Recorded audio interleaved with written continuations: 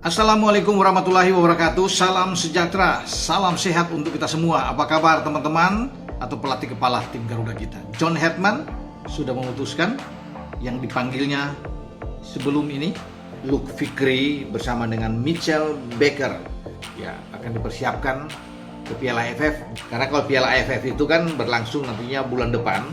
Tanggal 24 akan dimulai Juli sampai tanggal 26.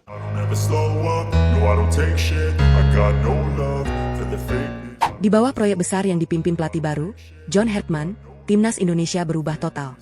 Dari pola latihan, sampai pemanggilan pemain diaspora, semuanya berubah menjadi standar Eropa. Nama-nama baru mulai muncul, Luke Fikri, Mitchell Baker, hingga deretan pemain muda yang siap mengubah wajah Garuda.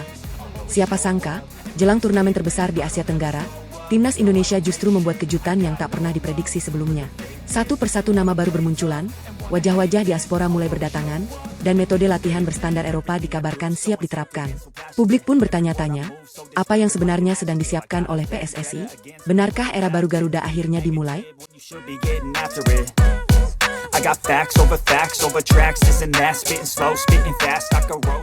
John Hetman bikin skuad Garuda rasa Eropa. Debut Luke Fikri dan Mitchell Baker.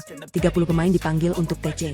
Atmosfer sepak bola nasional mendadak memanas setelah pelatih anyar timnas Indonesia, John Hetman, secara resmi mengumumkan daftar 30 pemain yang akan mengikuti pemusatan latihan jelang ajang internasional mendatang. Namun, bukan jumlah pemain yang menjadi sorotan utama, melainkan komposisi skuad yang dinilai menghadirkan nuansa sepak bola Eropa di tubuh Garuda. Dalam daftar tersebut, dua nama langsung mencuri perhatian publik, yakni Luke Fikri dan Mitchell Baker. Kedua pemain diaspora itu dikabarkan akan menjalani debut bersama timnas Indonesia setelah proses administrasi mereka rampung. Kehadiran keduanya disebut-sebut menjadi bagian dari proyek jangka panjang Hetman untuk membangun tim yang lebih kompetitif dengan perpaduan pemain lokal dan diaspora. Sumber internal menyebutkan, pemusatan latihan kali ini akan menjadi salah satu yang paling intens sepanjang sejarah timnas Indonesia. Hetman dikabarkan membawa metode latihan berstandar Eropa yang menitikberatkan pada intensitas tinggi, disiplin taktik, serta peningkatan fisik pemain. Bahkan, sejumlah pemain senior disebut harus bekerja ekstra keras untuk mempertahankan tempat mereka di skuad utama. Tidak ada lagi jaminan bagi pemain yang hanya mengandalkan nama besar.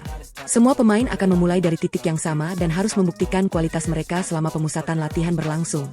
Kehadiran Luke Fikri dan Mitchell Baker pun memunculkan optimisme baru di kalangan supporter. Banyak yang penasaran bagaimana keduanya akan beradaptasi dengan gaya bermain timnas Indonesia dan apakah mereka mampu memberikan dampak instan di bawah arahan Hetman. Di sisi lain, keputusan memanggil total 30 pemain juga memunculkan spekulasi bahwa pelatih asal Kanada tersebut tengah menyiapkan beberapa skema permainan berbeda. Persaingan antar pemain dipastikan berlangsung ketat karena setiap sesi latihan akan menjadi penentu nasib mereka menuju skuad final. Kini, seluruh mata tertuju pada pemusatan latihan timnas Indonesia. Apakah sentuhan ala Eropa yang dibawa John Hetman benar-benar mampu mengubah wajah Garuda? Mampukah Luke Fikri dan Mitchell Baker menjawab ekspektasi besar publik? Satu hal yang pasti, revolusi timnas Indonesia baru saja dimulai, dan kejutan terbesar mungkin belum diumumkan. Namun, kejutan ternyata belum berhenti sampai di situ. Di tengah antusiasme publik menyambut pemusatan latihan perdana, beredar kabar bahwa John Hetman telah menyiapkan aturan baru yang belum pernah diterapkan sebelumnya di lingkungan timnas Indonesia. Seluruh pemain dikabarkan wajib mengikuti evaluasi harian yang mencakup kondisi fisik, kualitas tidur, pola makan, hingga analisis performa menggunakan teknologi pelacak data. Setiap pergerakan pemain di lapangan akan direkam dan dianalisis secara detail oleh tim pelatih. Tak hanya itu, Hetman disebut telah membagi 30 pemain ke dalam beberapa kelompok kecil untuk menguji berbagai skema permainan. Formasi yang selama ini menjadi andalan timnas Indonesia kemungkinan besar akan mengalami perubahan drastis. Luke Fikri dan Mitchell Baker pun langsung mendapat sorotan khusus. Keduanya diproyeksikan mengisi peran penting dalam skema baru yang mengutamakan transisi cepat, pressing ketat, dan penguasaan bola agresif ala sepak bola Eropa. Sejumlah pemain senior yang selama ini menjadi langganan starter dikabarkan harus bersaing ketat demi mempertahankan tempat mereka. Hetman disebut tidak melihat status, usia, maupun popularitas. Siapapun yang tampil maksimal selama pemusatan latihan akan mendapat kesempatan. Situasi ini membuat suasana di dalam tim semakin kompetitif.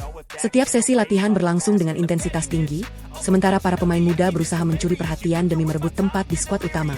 Sumber terdekat tim menyebutkan bahwa beberapa pemain bahkan memilih datang lebih awal dan pulang paling akhir demi menambah porsi latihan secara mandiri. Mereka sadar, proyek besar yang sedang dibangun Hetman tidak memberikan ruang bagi pemain yang cepat puas. Di luar lapangan, antusiasme supporter terus meningkat. Media sosial dipenuhi perdebatan mengenai susunan pemain ideal, peluang debut Luke Fikri dan Mitchell Baker, hingga prediksi formasi yang akan digunakan Hetman. Pertanyaan besar pun mulai bermunculan. Apakah kombinasi pemain lokal dan diaspora benar-benar mampu membawa timnas Indonesia naik ke level yang lebih tinggi? Ataukah perubahan besar ini justru membutuhkan waktu lebih lama untuk membuahkan hasil? Yang jelas, pemusatan latihan kali ini bukan sekadar persiapan menuju turnamen. Ini adalah awal dari sebuah revolusi. Dan ketika 30 pemain itu berkumpul dalam satu lapangan dengan satu tujuan yang sama, hanya ada dua pilihan, beradaptasi atau tersingkir. Karena bagi John Hertman, mengenakan lambang Garuda di dada bukanlah hak istimewa, melainkan kehormatan yang harus diperjuangkan setiap hari. Dukungan terhadap proyek besar timnas Indonesia kini disebut semakin kuat.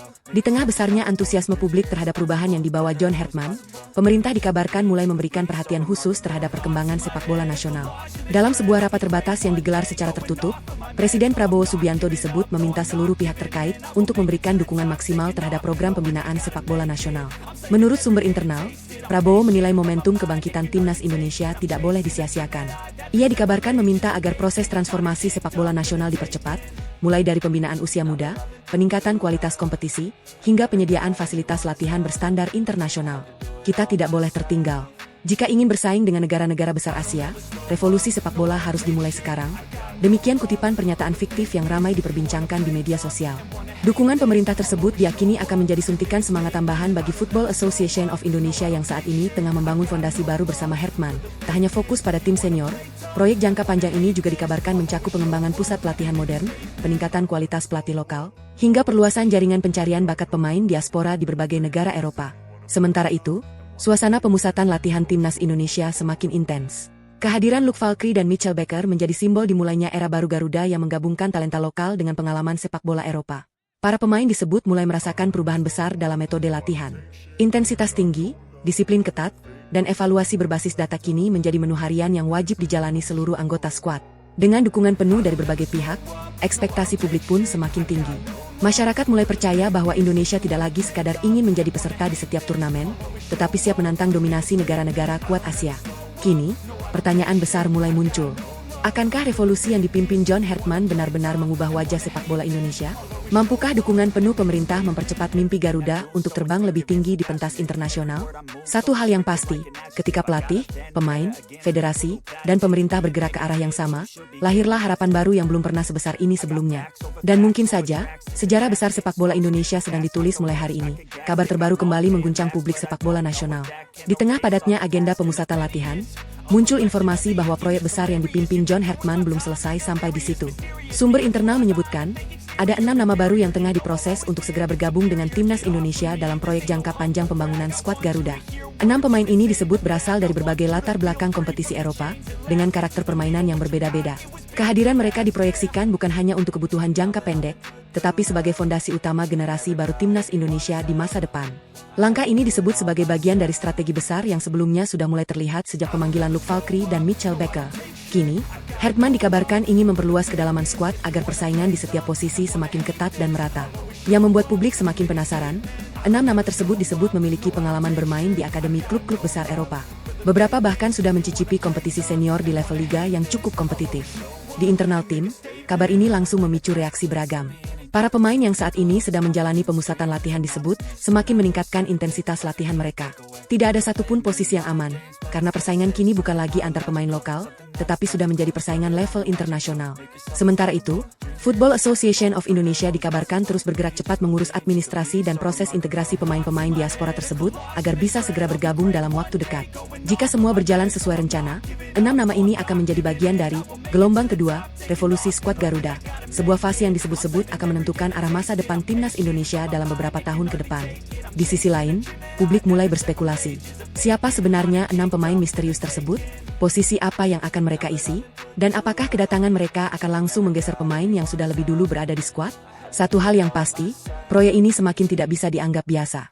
Karena setiap langkah yang diambil Hertman bukan hanya tentang pertandingan berikutnya, tetapi tentang membangun sebuah identitas baru untuk sepak bola Indonesia. Dan ketika 6 nama itu akhirnya tiba di pemusatan latihan, satu hal akan terjadi.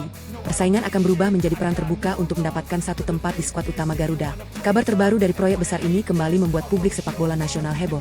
Nama-nama yang selama ini hanya menjadi rumor akhirnya mulai terkuak ke permukaan. 6 pemain yang sebelumnya disebut sebagai bagian dari gelombang kedua revolusi timnas Indonesia kini semakin jelas identitasnya.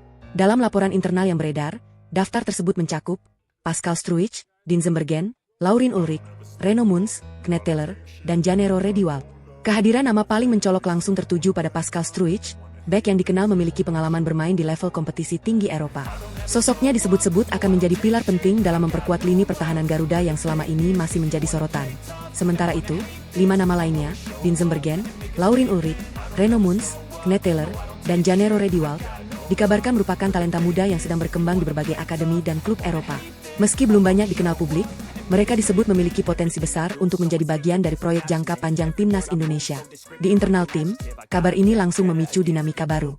Persaingan di pemusatan latihan yang sebelumnya sudah ketat kini berubah menjadi semakin ekstrim. Setiap pemain sadar bahwa kedatangan gelombang baru ini bukan sekadar pelengkap, melainkan ancaman nyata bagi posisi yang ada. John Hertman dikabarkan sangat serius dalam menyusun ulang struktur tim. Ia disebut tidak hanya mencari pemain berbakat, tetapi juga membangun sistem yang bisa bertahan dalam jangka panjang. Sebuah fondasi untuk membawa Indonesia bersaing di level Asia bahkan dunia. Di sisi lain, Football Association of Indonesia terus bergerak cepat untuk memastikan seluruh proses administratif berjalan tanpa hambatan. Targetnya jelas, para pemain ini harus bisa segera bergabung sebelum fase penting pemusatan latihan berakhir. Publik pun kembali terbagi. Sebagian besar menyambut dengan optimisme tinggi, menyebut ini sebagai era emas baru sepak bola Indonesia. Namun sebagian lainnya masih menunggu bukti nyata di lapangan, apakah nama besar dan potensi saja cukup untuk mengubah prestasi timnas Indonesia secara signifikan. Yang jelas, satu hal kini semakin terang. Revolusi ini bukan lagi sekadar wacana. Dengan masuknya gelombang baru pemain diaspora ini, timnas Indonesia sedang berada di titik perubahan terbesar dalam sejarah modernnya. Dan ketika mereka akhirnya benar-benar bersatu di satu lapangan, dunia akan melihat apakah proyek besar ini akan menjadi awal kejayaan, atau justru ujian paling berat bagi Garuda. Gelombang besar itu akhirnya mulai terasa nyata di pemusatan latihan. Di markas latihan yang dijaga ketat, suasana berubah jauh lebih tegang dari sebelumnya. Setiap sesi latihan kini bukan hanya soal strategi, tapi juga soal siapa yang bertahan, siapa yang tersingkir. John Hertman disebut langsung turun tangan dalam setiap detail latihan. Ia tidak lagi hanya mengamati dari pinggir lapangan, tetapi ikut menghentikan sesi, mengulang instruksi, bahkan membongkar ulang pola permainan yang dianggap tidak sesuai standar yang ia inginkan. Sumber internal menyebut, Hertman mulai menguji kombinasi baru yang tidak pernah dipakai sebelumnya. Pemain lokal dan diaspora dipasangkan secara acak untuk melihat seberapa cepat mereka bisa beradaptasi dalam sistem permainan yang serba cepat dan penuh tekanan. Kehadiran nama-nama seperti Pascal Struijk dan para pemain gelombang baru lainnya membuat intensitas latihan naik drastis. Beberapa pemain bahkan mengaku kesulitan mengikuti tempo latihan yang jauh lebih tinggi dibanding sebelumnya. Di satu sisi lapangan, terlihat pola pressing agresif terus diulang tanpa henti. Di sisi lain, latihan transisi cepat dilakukan dengan instruksi yang sangat ketat. Tidak ada ruang untuk kesalahan sekecil apapun. Situasi ini membuat persaingan internal semakin terbuka. Posisi inti yang sebelumnya dianggap aman kini mulai diperebutkan ulang. Tidak ada lagi status pemain utama. Semua harus membuktikan diri dari nol. Di ruang evaluasi, staf pelatih dikabarkan menampilkan data performa setiap pemain setiap hari. Kecepatan, akurasi umpan, daya tahan, hingga kontribusi defensif dianalisis secara detail untuk menentukan siapa yang layak melanjutkan ke tahap berikutnya.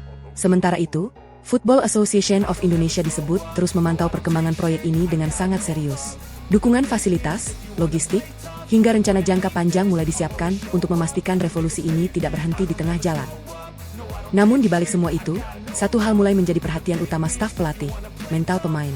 Karena di tengah latihan yang keras, tekanan publik yang besar, dan ekspektasi yang semakin tinggi, tidak semua pemain mampu bertahan secara psikologis. Beberapa pemain muda dikabarkan mulai merasa tertekan dengan standar yang terlalu tinggi. Namun di saat yang sama, justru muncul beberapa nama yang diam-diam mulai mencuri perhatian lewat konsistensi dan keberanian mereka di lapangan. Kini pertanyaan besar semakin menguat. Apakah proyek besar ini akan melahirkan skuad Garuda paling kuat dalam sejarah? Ataukah justru seleksi super ketat ini akan menyisakan lebih banyak korban daripada cerita sukses? Yang jelas, revolusi ini belum mencapai puncaknya. Karena Hertman masih belum mengumumkan satu hal penting, siapa yang benar-benar akan masuk dalam skuad inti pertama era baru Garuda, Indonesia gemparkan dunia. FIFA bongkar dugaan kelicikan Qatar. Media sebut Garuda lebih pantas lolos Piala Dunia. Kabar panas dari panggung sepak bola dunia belum juga mereda, justru semakin membesar dan menyeret banyak pihak ke dalam pusaran kontroversi. Laporan investigasi yang mulai dibahas di lingkup FIFA kembali memicu gelombang diskusi global, terutama terkait dugaan pelanggaran regulasi yang menyeret nama Qatar dalam kompetisi internasional. Meski hingga kini belum ada keputusan resmi yang final, isu tersebut sudah cukup untuk mengguncang reputasi dan memunculkan berbagai spekulasi di kalangan pengamat sepak bola dunia. Namun di tengah panasnya situasi itu, satu hal yang tidak disangka justru terjadi. nama Indonesia tiba-tiba naik ke permukaan sebagai bahan perbincangan media internasional. Bahkan, beberapa analis menyebut bahwa perkembangan sepak bola Indonesia dalam beberapa tahun terakhir menunjukkan arah yang jauh lebih natural, kompetitif, dan berprogres dibanding beberapa negara yang selama ini rutin tampil di ajang Piala Dunia. Sorotan itu tidak lepas dari proyek besar yang sedang dibangun di tubuh skuad Garuda di bawah komando John Hertman, yang sejak awal disebut membawa revolusi gaya Eropa ke dalam sistem timnas Indonesia. Perubahan besar yang terjadi mulai dari pemanggilan pemain diaspora, peningkatan intensitas latihan, hingga seleksi ketat di pemusatan latihan membuat Indonesia kini mulai dipandang sebagai proyek sepak bola yang serius di mata dunia. Di tengah situasi tersebut, nama-nama seperti Pascal Struijk dan deretan pemain muda diaspora lain yang sedang diproses oleh Football Association of Indonesia semakin memperkuat narasi bahwa Garuda sedang membangun fondasi baru yang berbeda dari sebelumnya. Media asing bahkan mulai menyoroti bahwa Indonesia tidak lagi sekadar tim berkembang, tetapi mulai memasuki fase transisi menuju tim yang bisa bersaing secara struktural di level tertinggi. Sementara itu, di internal pemusatan latihan, suasana justru semakin intens. Hertman dikabarkan langsung memperketat evaluasi, sementara setiap pemain kini berada dalam tekanan besar untuk membuktikan kualitas mereka di setiap sesi latihan. Tidak ada ruang untuk kesalahan, tidak ada jaminan untuk pemain lama, dan tidak ada batas aman bagi pemain baru. Semua harus bersaing dari nol. Di tengah tekanan itu, isu global yang menyeret nama Qatar justru membuat sorotan terhadap Indonesia semakin kuat. Banyak media menyebut bahwa jika FIFA benar-benar melakukan evaluasi ulang terhadap integritas kompetisi, maka negara-negara dengan sistem pembinaan yang lebih transparan dan berkembang seperti Indonesia akan semakin diperhatikan. Namun di balik semua sorotan itu, satu pesan tetap disampaikan di ruang internal tim. Jangan terpengaruh dunia luar. Perjalanan kita baru dimulai. Kini, dunia mulai bertanya satu hal yang sama. Apakah ini hanya momen sesaat yang dibesar-besarkan media, atau benar-benar awal dari perubahan besar, di mana Indonesia perlahan naik dari bayang-bayang menjadi kekuatan baru di sepak bola dunia? Dan yang jelas, revolusi Garuda belum berhenti. Justru baru mulai memasuki fase paling berbahaya. Reaksi cepat langsung datang dari berbagai media Asia begitu isu ini semakin viral dan nama Indonesia ikut terseret dalam sorotan dunia. Media dari Asia Timur hingga Asia Tenggara mulai membahas satu tema yang sama, kebangkitan Indonesia yang dianggap terlalu cepat untuk diabaikan. Media Korea Selatan menyoroti bagaimana proyek besar yang dipimpin John Hertman dianggap membawa standar baru dalam pembinaan tim nasional di kawasan Asia. Mereka menilai intensitas latihan, pemanggilan pemain diaspora, hingga sistem evaluasi berbasis data membuat Indonesia terlihat seperti tim Eropa yang sedang beradaptasi di Asia. Sementara itu, media Jepang menanggapi dengan lebih hati-hati. Mereka menyebut Indonesia sebagai proyek jangka panjang yang berbahaya, dalam arti positif. Karena jika konsistensi ini terjaga, maka keseimbangan kekuatan sepak bola Asia bisa berubah dalam beberapa tahun ke depan. Dari Asia Tenggara, media Malaysia dan Thailand justru bereaksi lebih emosional.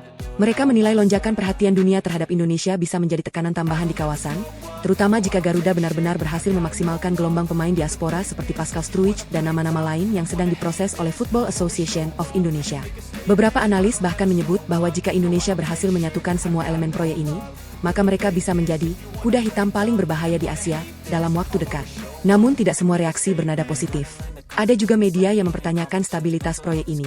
Apakah perubahan besar yang terlalu cepat justru akan menimbulkan ketidakseimbangan dalam skuad? Apakah pemain lokal mampu beradaptasi dengan standar tinggi yang dibawa staf pelatih Eropa? Di tengah semua perdebatan itu, satu hal menjadi jelas. Indonesia kini bukan lagi tim yang diabaikan. Setiap langkah kecil yang dilakukan di pemusatan latihan kini langsung menjadi headline di berbagai negara Asia. Dan semakin banyak yang mulai menyadari bahwa apa yang terjadi di tubuh Garuda bukan sekadar persiapan turnamen, tetapi sebuah proyek besar yang bisa mengubah peta kekuatan sepak bola Asia dalam beberapa tahun ke depan. Gelombang reaksi dari Asia Tenggara semakin memanas setelah kabar debut dua pemain baru timnas Indonesia dalam persiapan turnamen AFF kembali mencuat ke publik.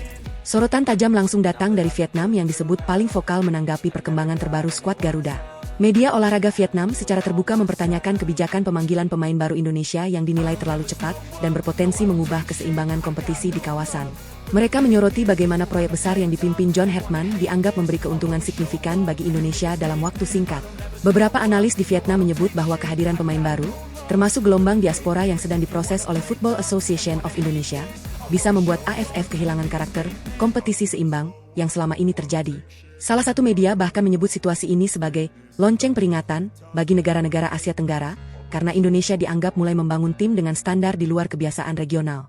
Sorotan semakin tajam ketika nama-nama seperti Pascal Struijk dan beberapa pemain lain yang sedang dipantau mulai dikaitkan dengan kemungkinan debut cepat dalam skema baru Garuda.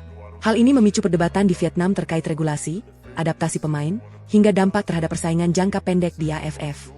Namun di sisi lain, sebagian pengamat Vietnam juga mengakui bahwa langkah Indonesia adalah bagian dari modernisasi sepak bola yang tidak bisa dihindari. Mereka menilai, jika Indonesia konsisten, maka dominasi lama di Asia Tenggara bisa benar-benar mulai bergeser. Di tengah pro dan kontra tersebut, publik Vietnam tetap menyoroti satu hal, kecepatan transformasi Indonesia yang dianggap tidak biasa. Sementara itu, dari kubu timnas Indonesia sendiri, tidak ada respons resmi terkait protes tersebut. Fokus tetap diarahkan pada pemusatan latihan intensif, di mana Hertman terus memperketat seleksi dan evaluasi pemain menjelang turnamen. Di internal tim, suasana justru semakin panas. Persaingan antar pemain lokal dan diaspora semakin ketat, terutama setelah muncul kabar bahwa beberapa nama baru berpotensi langsung masuk ke skuad utama jika mampu memenuhi standar latihan. Kini, AFF bukan lagi sekadar turnamen biasa, tapi sudah berubah menjadi panggung pembuktian besar antara tradisi lama Asia Tenggara dan revolusi baru yang sedang dibangun Indonesia. Dan satu hal yang pasti, semakin dekat turnamen dimulai, semakin besar pula tekanan yang mengelilingi skuad Garuda.